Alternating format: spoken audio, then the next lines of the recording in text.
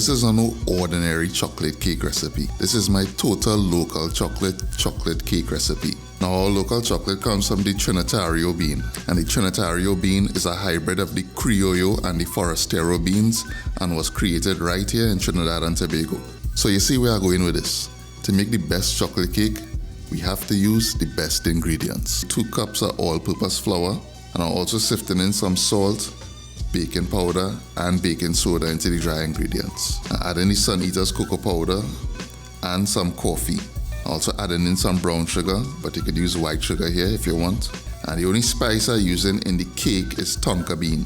There's not no basic chocolate cake we're making here. It's refined business we're dealing with. Starting off with eggs for the wet ingredients. You're gonna add a cup of milk. Now add in some oil here as well. Add the beaten eggs. Now you want to combine all this. The last ingredient we want to add to our cake batter is some boiling water. Now you want to divide the batter into 2 and bake 2 separate cakes. We're using the long time cocoa ball that your grandmother used to make tea with. You want to use a box grater and turn it into a powder. 1.5 cups of room temperature butter. Sift in the cocoa powder from the grated cocoa ball. Add a few cups of ice and sugar. Combine the ingredients well before we start to cream it. And this should take about 3 minutes, give or take, to come together. You want to cut off the top of the cake and make it flat. Now you want to add a decent serving of the frosting to the bottom layer. Gently rest the other cake on top.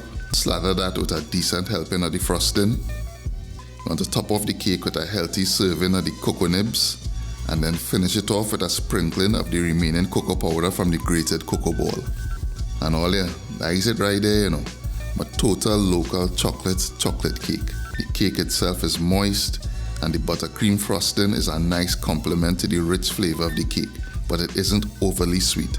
If you like this recipe, please give the video a thumbs up and give it a share. And if you didn't like this recipe, please give the video a thumbs up and give it a share.